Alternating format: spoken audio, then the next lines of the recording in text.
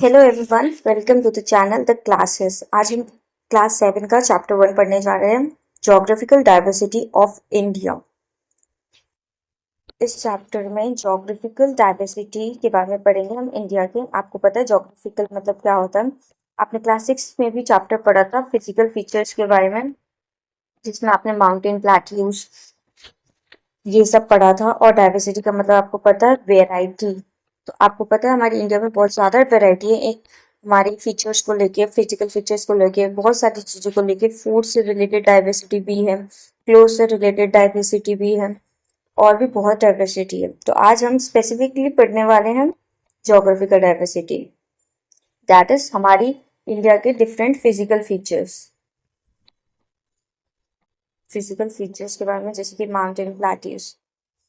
तो ये कोट पढ़ लेते हैं।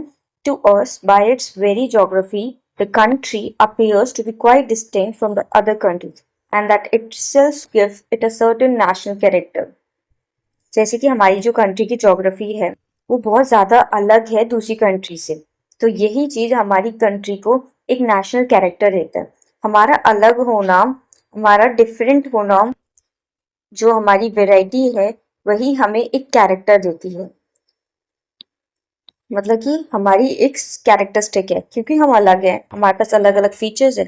तो वो फीचर्स क्या करते हैं, हमारी पर्सनालिटी को, या फिर इन इन दिस केस जैसे कि हम इंडिया के बारे में बात कर रहे हैं, तो वो हमारी कंट्री को एक कैरेक्टर देती है। ये कोट है श्री अरबिंदो ने दिया है। आगे देखते हैं। ये इमेज आप देख सकते हैं, ये जॉग फॉल्स है कर्नाटका में। एंड इसमें आप देख रहे हैं बहुत जोर जोर से पानी गिर रहा है। तो इसमें क्या होता है, इसमें जो भी वाटरफॉल होती है, आजकल आपको पता है ये नेचुरल रिसोर्सेज है।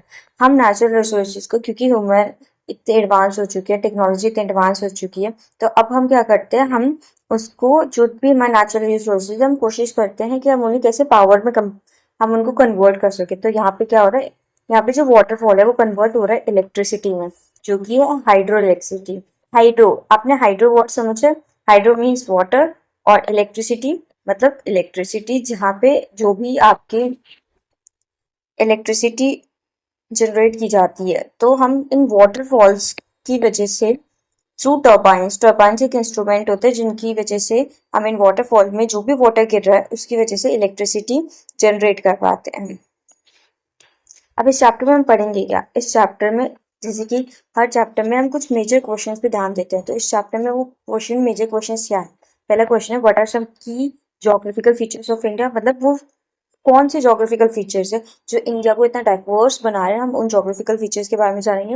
How does India geographical diversity affect our lifes. अब आपको पता है कि इतने सारे ज्योग्राफिकल फीचर्स हैं, आपको भी आइडिया होगा, और इस चैप्टर में भी हम देखेंगे तो ये पता लगाएंगे कि कैसे ये जो भी ज्योग्राफिकल डाइवर्सिटीज हैं वो अफेक्ट कैसे करते हैं हमको eight the end of the day.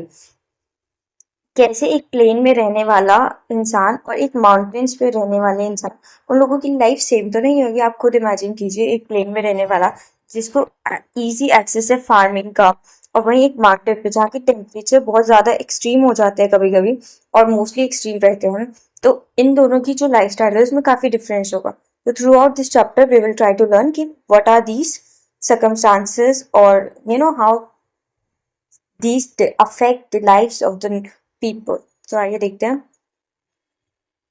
सबसे पहले चैप्टर स्टार्ट होता है आपका, एक इंट्रोडक्शन दिया हुआ है आपको कि इन 1984, आपको पता है कि हम 1984 में जो राकेश शर्मा थे, हमारे जो फर्स्ट इंडियन एस्ट्रोनॉट थे, वो गए थे स्पेस में।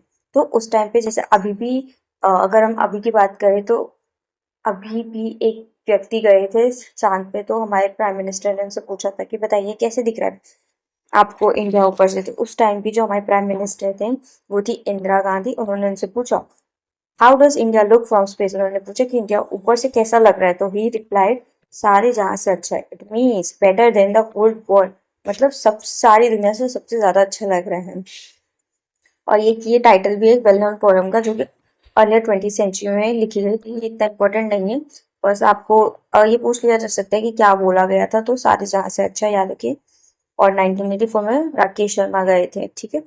अब नेक्स्ट देखिए, इसमें लिखा है, look at the map of India at the end of this book, what are you able to observe, आपको लास्ट में एक मैप दिया गया है, उसमें बोल रहा है कि आप क्या ऑब्जर्व कर सकते हैं, और आपको बोल रहा है recall your lesson on different types of land forms. आपने क्लास 6 में लेसन पढ़ा था on different types of land form, जिसमें आपने माउंटेन्स के बारे में पढ़ा था, प्लेन्स के बारे में पढ़ा था, प्लेट्यूज के बारे में पूछता, which landforms can you identify on the map. आज वो बोल रहे हैं कि अब आपने देख लिया, अब बताइए कि आप क्या क्या इसमें से समझ पा रहे हैं, क्या क्या आपको दिख रहा है इस मैप के अंदर, क्या आप आइडेंटिफाई कर पा रहे हैं। ये एक्सरसाइज आप एक बार खुद ट्राई करके देखिएगा। What do the different colours on the mapping, उस मैप पे काफी कलर्स होंगे, तो आप बताइए कि वो कलर्स क्या इंडिकेट करते हैं। आपने एक चीज पढ़ी होगी लेजेंड, लेजेंड क्या होता है, इस काइंड ऑफ अ स्केल जो आपको बताता है कि कौन सा कलर क्या आइडेंटिफाई कर रहा है। तो उस मैप में भी काफी स्केल है और लेजेंड है, तो उसको देख के आप मैप को रीड करने की कोशिश कर सकते हैं। आगे देखते हैं। As you go through this chapter, remember to refer periodically to the physical map. जैसे ही आप इस चैप्टर को पढ़ते हैं, तो बेस्ट थिंग इज कि आप अपने साथ फिजिकल मैप लेके बैठे और उसको इमेजिन कर सके, क्योंकि अगर आपके पास मैप रहेगा तो आप चीज़ों को जल्दी समझ पाएंगे, उसकी लोकेशन को अंडरस्टैंड कर पाएंगे, और उससे आपकी जो इमेजिनेशन होगी ना, और आपको चीज़ें समझने में ज़्यादा आसानी होगी। स्टार्ट करते हैं chapter. India is the seventh largest country in the world. India is the seventh largest country, हमारी जो इंडिया है वो सेवेंथ लार्जेस्ट कंट्री है and is the part of Asia. आपको पता है हम एशिया एक बड़े कॉन्टिनेंट का पार्ट है India, along with its neighbour. और हमारे नेबर्स कौन है, पाकिस्तान, बांग्लादेश, नेपाल, भूटान, श्रीलंका, म्यांमार। ये इंपॉर्टेंट हो जाता है एग्जाम पॉइंट ऑफ व्यू से, तो इसको याद रखिएगा। It forms the region known as the Indian subcontinent. हम मेजरली एक कॉन्टिनेंट के पार्ट है, उसको कहते हैं हम एशिया। अब इंडियन सब कॉन्टिनेंट क्या है, इंडियन सब कॉन्टिनेंट, क्योंकि इंडिया का जो खुद में पार्ट ये जो है बहुत सिग्निफिकेंट है। इंडिया एशिया में बहुत इंपॉर्टेंट लोकेशन रखता है और साथ में उसकी जो डाइवर्सिटी है बहुत ज़्यादा है, तो हम उसको सब कॉन्टिनेंट के नाम से भी बोलने लगते हैं। सब continent means it's a part of the continent of Asia. सब कॉन्टिनेंट क्योंकि हम सब पार्ट हैं, इसलिए Indian subcontinent. Often for the purpose of discussion we refer to 5 regions. अभी हम फिजिकल फीचर्स की बात करें तो कौन से फिजिकल फीचर्स होने वाले हैं, वो फिजिकल फीचर्स हम मेनली 5 फिजिकल फीचर्स पे ध्यान देंगे। द ग्रेट माउंटेन जोन, जिसमें हम हिमालयस के बारे में पढ़ेंगे mainly. The plains of the Gangas and Indus. फिर डेजर्ट रीजन, जिसमें हम थार डेजर्ट को पढ़ेंगे। The southern peninsula and the islands, जिसमें हम लक्षद्वीप और अंडमान निकोबार आइलैंड्स के लिए देखेंगे। In this chapter, we will fly over these zones, providing you with a bird's eye view of these features and offering a glimpse of what things look like in close-up at some of these places. ये chapter आपको इन चीज़ों के बारे में explain करेगा और आपको help करेगा कि अगर आप वहाँ पे होते तो आपको क्या नॉलेज होती सही। बेसिकली आपको थोड़ी कॉन्टेक्चुअल नॉलेज देने की कोशिश करेगा, आपको इमेजिन करवाने की कोशिश करेगा। तो ध्यान से देखते जाइए और धीरे धीरे इन पॉइंट्स को अपने दिमाग में रखने की कोशिश कीजिए, ताकि आपको, क्योंकि चैप्टर थोड़ा डाटाबेस भी है, तो ओवरवेलम नहीं होना कि नहीं समझ आ रहा, बल्कि धीरे धीरे ध्यान देना है। It would be difficult to go in details in this stage since, as you will soon see, India is large and diverse. आपको पता है हम हर चीज़ को डिटेल में नहीं पढ़ सकते क्योंकि India is very large and diverse, तो हम थोड़ी थोड़ी चीज़ों का इंट्रो लेंगे और उससे अपनी अंडरस्टैंडिंग बनाने की कोशिश करेंगे। तो स्टार्टिंग यहाँ से आपका स्टार्ट हो जाता है हिमालयन रीजन के बारे में। तो Himalayan mountain range, Himalayan mountain is one of the mountain, वो एक माउंटेन है आपकी पूरी हिमालय रेंज में। हिमालय रेंज, जब हम रेंज बोलते हैं, इस means many collective mountains together. तो इन्हीं में से एक माउंटेन है जिसको हम हिमालय कहते हैं। कहीं आप हिमालय और हिमालय रेंज में कंफ्यूज ना हो जाए, हिमालय अलग है, Himalaya is different from range, Himalayan range, ठीक है। Range is a collective thing जहाँ पे सारी चीजें आ रही है। तो हिमालयन रीजन के सबसे पहले हम उसके बारे में पढ़ते हैं। Stands as a natural barrier in north. अगर आप मैप देखें तो जो हिमालयन रीजन है वो कहाँ पे है, नॉर्थ में है। हमारी इंडिया के नॉर्थ साइड में पड़ते हैं हिमालयन रीजन, और वो क्या है, कैसे एक्ट करते हैं, act as a natural barrier. अगर वो वहाँ पे नहीं रहेंगे तो सोचिए, जो कि फर्दर नॉर्थ से ठंडी ठंडी हवाएं आती हैं तो वो हमारे इंडिया में एंटर कर जाएंगी, तो उनसे हम प्रोटेक्ट करते हैं। माउंटेन एज अ वॉल बनते हैं, एज अ प्रोटेक्टिव वॉल बनते हैं जो हमको प्रोटेक्ट करते हैं। और अगर आप नोटिस करेंगे तो अगर हमारे इंडिया यहाँ पे नॉर्थ में हम सोचते हैं ये सपोज कीजिए हमारा इंडिया है, यहाँ नॉर्थ में है आपके हिमालयन रेंज, तो ये हमें यहाँ से जो भी कोल्ड हवा आती है उनसे प्रोटेक्ट करते हैं, ज़्यादा इंडिया में नहीं आने देते हैं। और एक बात देखिए, ये क्या है, ये सारा एरिया हमारा वाटर से भरा हुआ है, बे ऑफ बंगाल और यहाँ पे इंडियन ओशन यहाँ पे। तो यहाँ से जो भी आपको पता है जहाँ वाटर होता है हमारे कोस्टल रीजन में, वहाँ बहुत ज़्यादा इवेपोरेशन होती है, वहाँ से ना क्लाउड्स बनते हैं बारिश वाले। तो अगर ये वाली वॉल्स यहाँ नहीं रहेंगी तो ये क्लाउड्स क्या होंगे, पास कर जाएंगे। तो नॉर्थर्न रीजन, अगर आप नॉर्थर्न रीजन में देखें तो उसके पास साउथर्न रीजन में बहुत ज़्यादा है एक्सेस ऑफ वाटर का।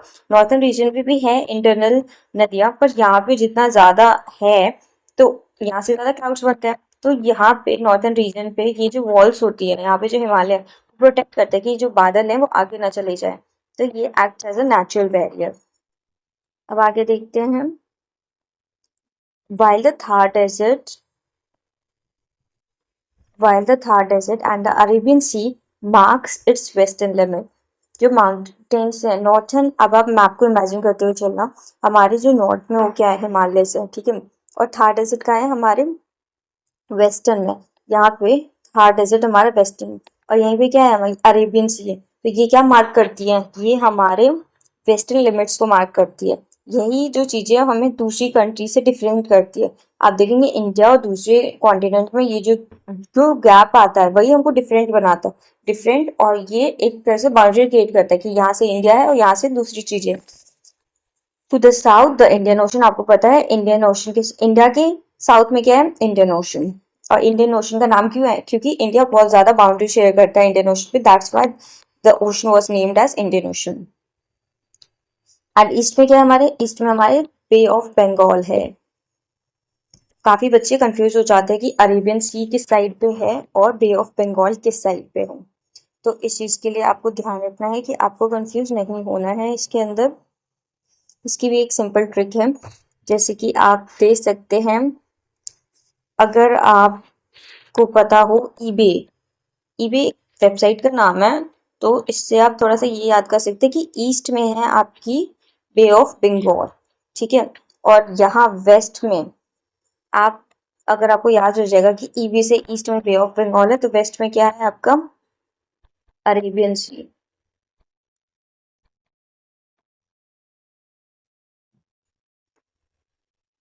ठीक है, इसको एक बार ध्यान रखिए, और अगर आप चाहे तो अपनी खुद की शॉर्टकट ट्रिक्स बनाते चलिएगा कि कौन सी चीज़ें कहाँ पे हैं। तो अभी तक हमने क्या देखा कि नॉर्थ में हिमालय से, वेस्ट में हमारी क्या है अरेबियन सी, और आपके थार डेजर्ट है, एंड साउथ में हमारे इंडियन ओशन है, ईस्ट में हमारे बे ऑफ बंगाल है। ठीक है, ये सारी चीज़ें आपको याद रखनी चाहिए।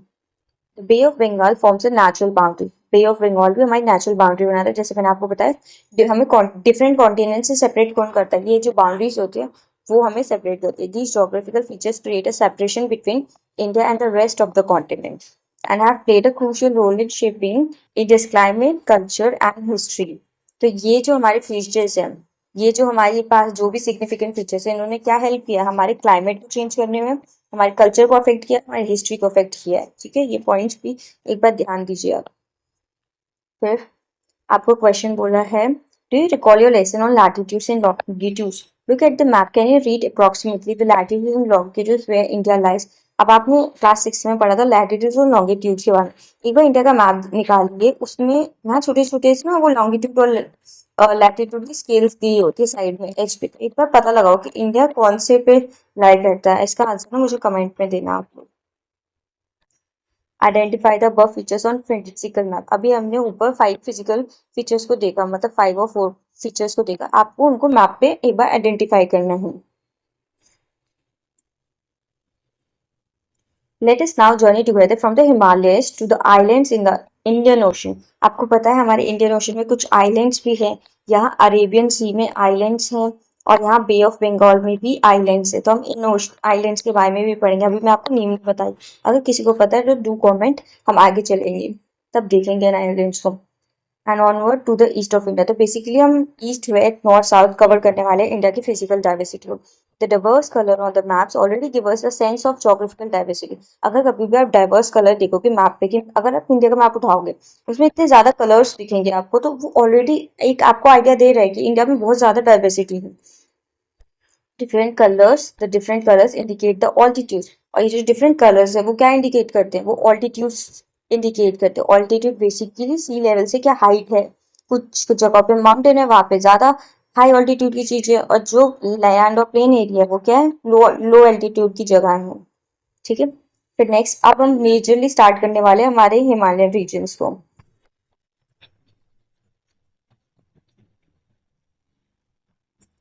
हिमालयन रीजन आपको बता दिया, हिमालय और हिमालयन रेंज में क्या डिफरेंस है। Look at the length of Himalayan range, look at the length of Himalayan range on the map. It is like a massive wall from a legend. Can you guess the altitude at different points of the Himalayas? अगर आप इस image में देखें तो आपको ये mountains ऐसे नहीं लग रहे कि जैसे बहुत ज्यादा ही हैं, बहुत बहुत ज्यादा लंबे हैं, तो बहुत ज्यादा इन्होंने एरिया कवर कर रखा है। और ये कैसे लग रहे हैं, वॉल्स की तरह लग रहे हैं कि कैसे हमें इस साइड और इस साइड दोनों साइड से ये एक बहुत इमेंस वॉल है। From the legend can you guess the altitude of different points. अब वो बोल रहे हैं कि लेजेंड देखिए और पता लगाने की कोशिश की क्या ऑल्टीट्यूड होगा, कितना ये सी लेवल से ऊपर है कितना नीचे है, वो पता लगाने की कोशिश की। These are the satellite images of Himalayan range. ये किसकी सैटेलाइट इमेजेस है कि बहुत ऊपर से ली गई है सैटेलाइट के थ्रू हिमालयन रेंज की। Note that the length of range in range is about 250 100 kilometre. अगर आपसे पूछ लिया एग्जाम में what is the length of Himalayan range, तो आप क्या लिखेंगे, 2500 kilometer. It is important from your exam perspective to mark it. 2500 kilometre है आपकी हिमालयन रेंज की पूरी लेंथ। फिर आगे चलते हैं। The Himalaya seems to touch the sky. अगर हिमालय इतने ऊपर है, इतनी ज्यादा हाइट है, तो ऑलमोस्ट आपको लगता नहीं कि वो स्काई को टच कर रहे हैं। In fact many of its peak are over 8000, ऐसा लगता भी है और ऑब्वियस भी कह सकते हैं क्योंकि ज्यादा तक वहां पे जितनी पीक्स है वो 8000 मीटर से ज्यादा है हाइट में, एंड आर टुगेदर कॉल्ड 8000। अब वहां पे मोस्ट ऑफ द जो हाईएस्ट पीक्स है उनकी हाइट 8000 है, तो उनको हम टुगेदर क्या बोल देते हैं कि ये जितने भी 8000 वाले हैं इनको हम बोल देते हैं ये 8000ers हैं। These mountain range stretches across 6 countries. और ये जो माउंटेन रेंज है वो 6 कंट्रीज में अक्रॉस करती है हिमालयन रेंज। कहाँ कहाँ करती है, एशिया में, क्योंकि एशिया में है हिमालयन रेंज। कहाँ करती है, इंडिया। इंडिया में ऑब्वियसली हम इंडिया के बारे में पढ़ रहे हैं तो आपको याद रहेगा। और अगर आप देखें तो इंडिया के साइड में क्या है, नेपाल, भूटान, और थोड़ा सा इनसे ऊपर जाए तो चाइना, और फिर हमारे वेस्ट में क्या है, Pakistan and Afghanistan. Can you name the highest mountain in the world. अब ये बताइए हाईएस्ट माउंटेन क्या है वर्ल्ड में, do comment. In the summer, the snow on the mountains melts and feeds major rivers such as Ganga, Indus and Brahmaputra. आपको पता है क्या होता है कि जो हिमालय है वो मेजरली कवर्ड है आइस से, वहाँ पे ग्लेशियर्स बनते हैं। तो जब समर आती है तो क्या होता है कि जो आइस होती है वो मेल्ट होने लगती है, और ये जो आइस मेल्ट होती है तो उसमें से जो भी वाटर रिलीज होता है वो कहाँ पे हेल्प करता है, किन रिवर्स को, majorly Ganga, Indus and Brahmaputra. These rivers and their tributaries provide water for drinking, farming and industrial use. ये वाटर जो आता है रिवर्स में वो हमें किस चीज में हेल्प करता है, ड्रिंकिंग में, farming and industrial use, connecting with the lives of 100 peoples, millions of people. और ये कनेक्ट करता है और हेल्प करता है hundreds of millions of people को। Hence Himalayas are sometimes called the water tower of Asia. अब बताइए हमें इतना एक्सेस अमाउंट में वाटर मिल रहा है हिमालय से, तो इसलिए हम उनको क्या बोलते हैं, वाटर टावर ऑफ एशिया भी बोल देते हैं। The Himalayas are also important to many cultures and belief system. Himalayas आपको पता है कि इंडिया एक ऐसा रीजन है जहाँ पे जो नेचुरल रिसोर्सेज है हम उनको बहुत प्रे करते हैं, हम उनकी पावर्स में बिलीव करते हैं, हम उनको एज गॉडेस मानते हैं। जैसे कि आप देखेंगे पेड़ों की पूजा होती है क्योंकि इंडिया हमारे नेचुरल रिसोर्सेज की रिस्पेक्ट करता है और उनको एज गॉड की उपाधि करेंगे या फिर पोजीशन की तरह मानता है। और जैसे हम रिवर्स की पूजा करते हैं, गंगा नदी की पूजा करते हैं, यमुना नदी की पूजा करते हैं, ऐसे ही माउंटेन्स की भी पूजा करते हैं हम, जैसे कि गोवर्धन पर्वत और न जाने क्या क्या। तो फिर हमारे जो हिमालय है वो भी बहुत इंपॉर्टेंट प्लेस होल्ड करते हैं हमारे कल्चर्स और बिलीफ सिस्टम में। The mountains believes the mountain themselves are considered sacred and temples and monasteries have been built within them, attracting monks and spiritual seekers from around the world who come to pray and meditate. अब mountains है जो Himalaya mountains है उनकी भी बहुत special position है हमारे cultural belief में। हम लोग इनको बहुत सैक्रेड मानते हैं। सैक्रेड मतलब होली चीजें, बहुत प्योर चीजें मानते हैं। तो फिर यहाँ पे क्या है, बहुत ज्यादा आप देखेंगे तो इस एरिया में आपको काफी टेम्पल्स और मोनेस्ट्रीज देखे जाएंगे। आपको पता है बुद्ध रीजन जो था वो काफी प्रेवलेंट है इस रीजन में। तो फिर यहाँ पे काफी टेम्पल्स और मोनेस्ट्रीज आपको देखने के लिए मिलेंगे। और ये क्या करते हैं, ये अगर इतने सारे है टेम्पल्स और मोनेस्ट्रीज तो वहाँ पे काफी मॉन्क्स भी आते हैं, काफी स्पिरिचुअल सीकर्स आते हैं जो कि शांति के लिए, आत्मा की शांति के लिए काम करना चाहते हैं। पूरे वर्ल्ड से यहाँ पे आते हैं ताकि वो प्रे कर सके, मेडिटेट कर सके। आई होप आपको क्लियर होते जा रहा है। अब एक इम्पोर्टेंट चीज दे रखी है आपको भागीरथी रिवर के बारे में। भागीरथी क्या है, एक मेजर ट्रिब्यूटरी है गंगा की। अगर आप ट्रिब्यूटरी वर्ड से कंफ्यूज हो तो ट्रिब्यूटरी बेसिकली स्मॉल रिवर्स होती हैं जो कि ओरिजिनेट करती हैं मेन रिवर से। तो गंगा से छोटी छोटी रिवर्स निकलती हैं, तो एक रिवर है Bhagirathi. A major tributary of the Ganga originates from Gaumukh. अब गौमुख का है उत्तराखंड में एक जगह है गौमुख, उसको क्या बोलते हैं, गौमुख। गौ आपको पता है काउ होता है और मुख मतलब माउथ होता है, तो उसको क्या बोलते हैं, cows mouth. In Uttarakhand, it is the edge of the Gangotri Glacier. The glacier is one of the largest in the Indian Himalayas. अब हमारे इंडियन हिमालयस में सबसे ज्यादा one of the largest glacier है गंगोत्री ग्लेशियर। गंगोत्री ग्लेशियर याद रखिएगा, ये हमारा लार्जेस्ट ग्लेशियर है इंडियन हिमालयस में। इट इज कंसिडर्ड सैक्रेड, इसको भी सैक्रेड माना जाता है और ये अट्रैक्ट क्या करता है, पिलग्रिम्स। अब कोई चीज सैक्रेड मानी जाती है तो वहाँ पे काफी लोग उस जगह को विजिट करना चाहते हैं। वहाँ पे पिलग्रिमेज होता है, तीर्थ यात्राएं होती हैं, तो ये एक जगह एक पिलग्रिमेज स्टेशन है। Gaumukh is also popular trekking destination, क्योंकि गौमुख एक माउंटेनियस रीजन पे, तो ये काफी पॉपुलर ट्रैकिंग डेस्टिनेशन भी है। Next time you see Ganga remember its journey begin there. Ganga भी अगर आप किसी एरिया में आप गंगा देखिए तो आपको समझ आ जाएगा कि गंगा कहाँ से ओरिजिनेट हुई थी, हिमालयन रीजन में से। आगे देखते हैं how the Himalayas were form. अब ये कह रहे हैं कि हिमालयस बेसिकली फॉर्म हुए कैसे थे, तो इसकी एक बहुत इंटरेस्टिंग स्टोरी है। बहुत टाइम पहले India was part of a bigger land mass called Gondwana land. एक थ्योरी है, वो कहती है कि पहले अगर आज आप देखते हैं वर्ल्ड मैप तो आपको काफी जो एरियाज है जैसे एशिया वगैरह और दूसरे लैंड वगैरह वो क्या है, वो ऐसे मतलब डिसइंटीग्रेटेड अलग अलग दिखते हैं। पर जो गोंडवाना थ्योरी है वो कहती है कि ये सारे जो लैंड्स थे अगर आप इनको ध्यान से देखें तो इनके जो एजेस है वो आप कनेक्ट कर सकते हैं दूसरे से। तो बेसिकली जो लैंड मास अभी आपको सेपरेटेड दिख रहे हैं, अगर आप उनको पास में लेके आए तो क्या होगा, वो एक लैंड बना देगी। तो उस लैंड को क्या बोलते थे, गोंडवाना लैंड। ये एक इंपॉर्टेंट टर्म है आपके एग्जाम पॉइंट ऑफ व्यू से भी, तो इसको याद रखना, गोंडवाना लैंड। तो ये एक ही लैंड हुआ करता था, मतलब पहले आपका मैप ऐसे टुकड़ों में नहीं दिखता था, पहले आपको एक बड़ा सा मैप दिखता था। ये रहा मैप आपका, ये वर्ल्ड मैप हुआ करता था पहले आपका। साइड में रिवर्स मतलब वाटर बॉडीज, ओशन वगैरह होते थे। पर आज ऐसा नहीं है। धीरे धीरे टाइम के साथ आपने टेक्टोनिक प्लेट थ्योरी सुनी होगी।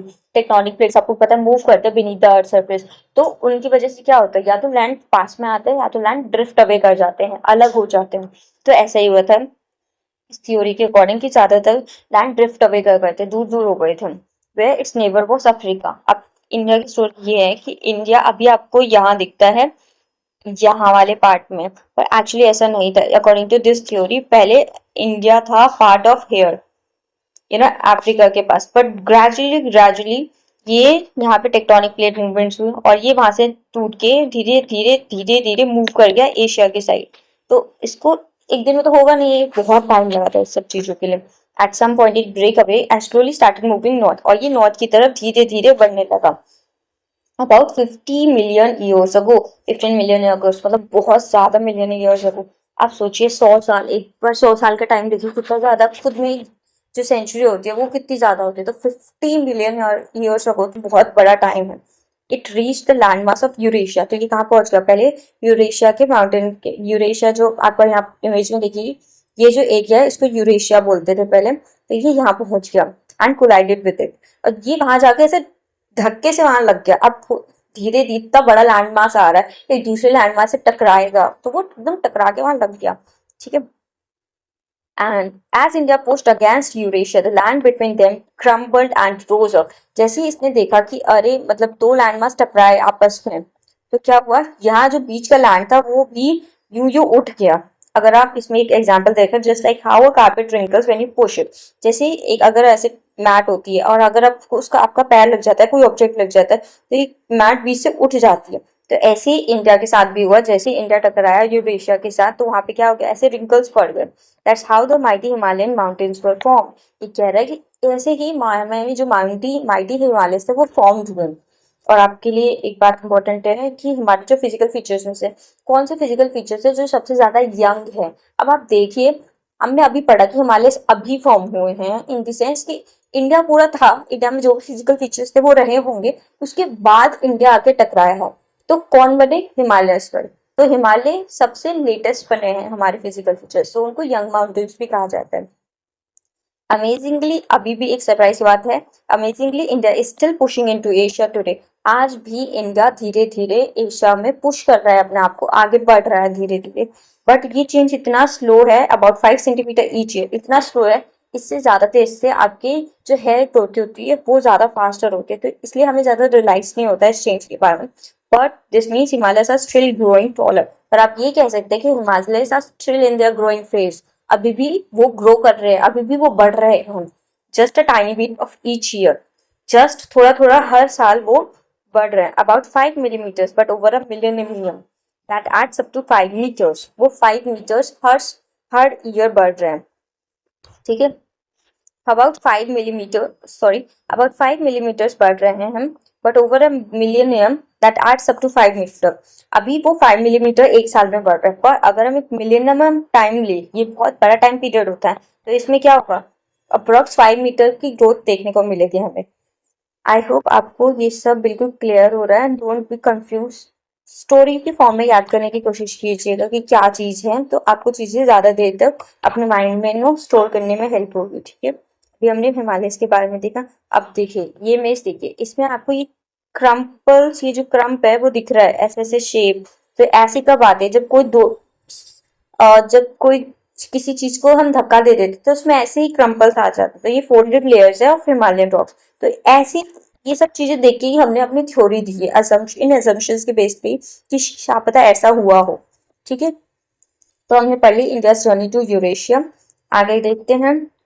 हाँ, very important thing, the word Himalayas is a combination of two Sanskrit word. Himalaya ये कहाँ से आया, टू संस्कृत वर्ड से आया। इसमें हिमा मीनिंग स्नो, हिमा मतलब क्या होता है, स्नो। अलाया मीनिंग अबोर्ड और ड्वेलिंग मतलब जहाँ पे रहती है, ड्वेलिंग मतलब a place where you reside, जहाँ पे आप रहते हैं। तो दस अबोर्ड ऑफ स्नो, तो एक ऐसी जगह जहाँ पे स्नो रहती है उसको क्या बोलते हैं, हिमालय बोलते हैं, ठीक है, अबोर्ड ऑफ स्नो। इसको याद रखिएगा। आगे देखते हैं, ये बहुत इंपॉर्टेंट टॉपिक है फ्रॉम योर एग्जाम पर्सपेक्टिव, वो मार्क करते चलिए चीजों को। The Himalayas are broadly categorized into 3 main ranges। अब आपके जो हिमालयस है उनको 3 मेन रेंजेस में कैटेगराइज किया गया है। अपर हिमालयस जिनको ग्रेट हिमालयस कहते हैं, और फिर आपके लोअर हिमालयस है, और उसके बाद लास्ट में आपके शिवालिक्स हैं,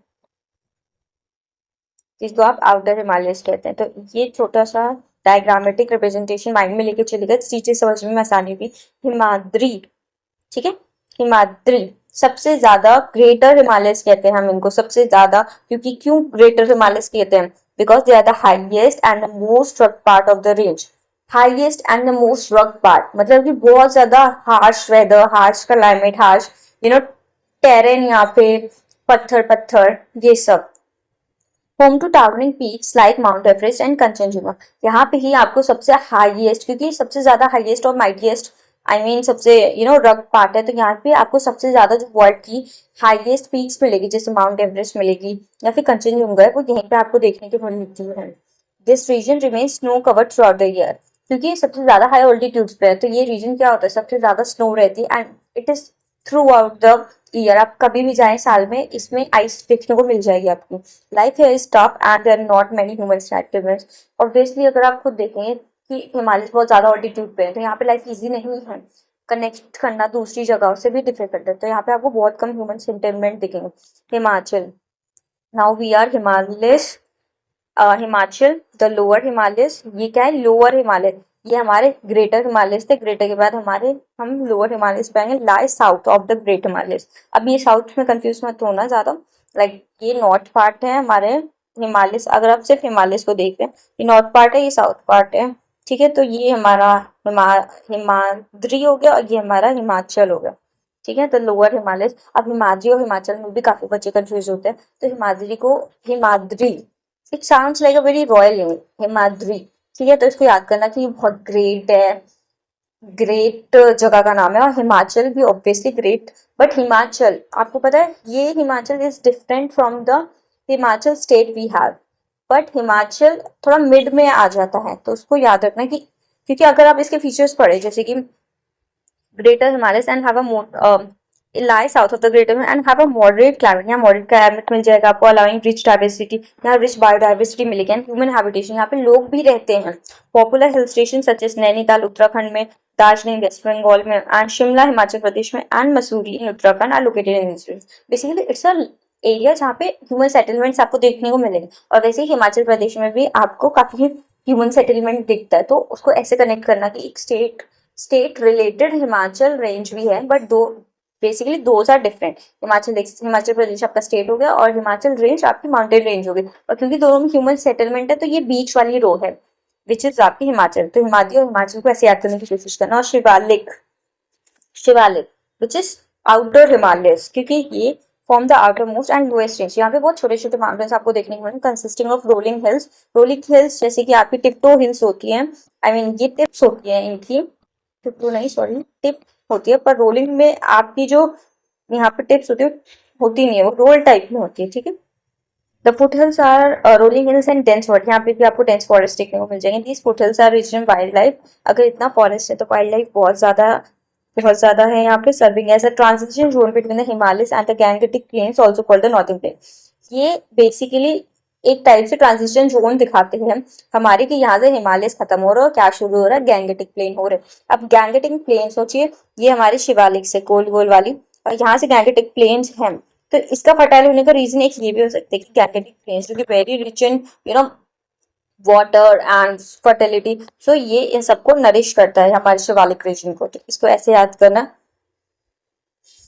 अब हिमाद्री, हिमाचल, शिवालिक, आई होप आपको सीक्वेंस याद है और इन सबके कैरेक्टर ट्रेट्स याद करने में ज्यादा परेशानी नहीं है। आप शिवालिक को ऐसे भी याद कर सकते हैं कि शिवालिक, क्योंकि शिवालिक के नीचे क्या आती है, गंगा प्लेन्स आती है। और आपने नोटिस किया है कि जो गंगा है वो शिव की धाराओं से निकलती है, तो आप उसको याद कर सकते हैं कि शिवालिक के नीचे है गंगा प्लेन्स। वो लास्ट हिमालय रीजन का सबसे लोएस्ट और आउटर मोस्ट पार्ट है। Can you locate the names of the state in different parts of the Himalayas with the help of both physical and political maps of the for the exercise?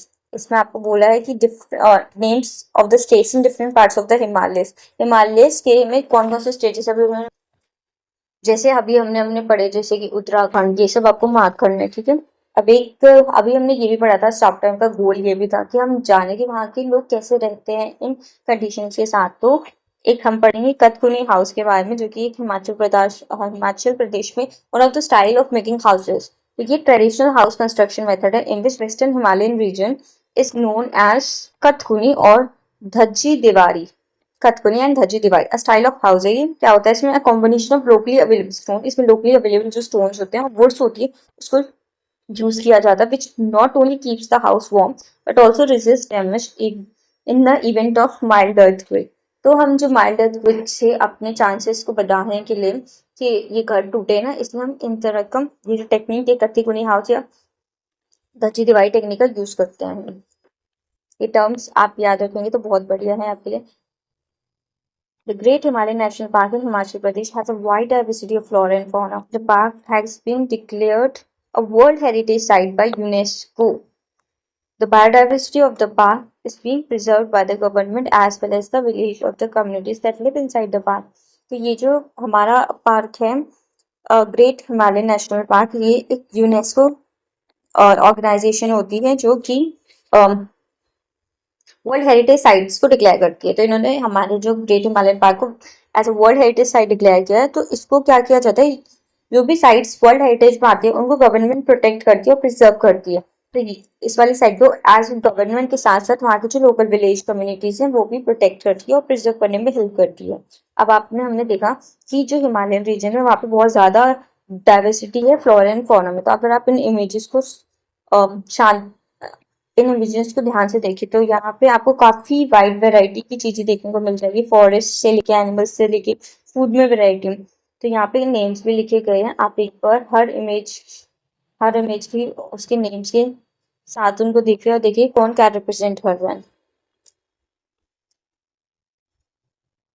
बाकी हम next video में continue करेंगे about the cold desert of India. I hope अभी तक हमने जो भी समझा वो आपको समझ आया हो एंड कोई ज़्यादा दिक्कत नहीं आई हो। आप साथ में अपने छोटे छोटे नोट्स बना के चल सकते हैं, ज़्यादा इन्फॉर्मेशन नहीं है। अगर आपको इन्फॉर्मेशन हैवी कंटेंट लगता है तो ट्रस्ट में इतना इन्फॉर्मेशन नहीं है, थोड़ी बहुत अभी आपको नई नई लगी। आप चैप्टर को 1-2 बार रिवाइज करेंगे, खुद पढ़ेंगे तो चीज़ें ऑटोमेटिकली आपके दिमाग में आने लगेगी। बस एक बार चैप्टर को रीड कीजिए इस वीडियो को देखने के बाद, और कोई चीज़ नहीं समझ आती है तो please do comment in the comment box and I will try to help you.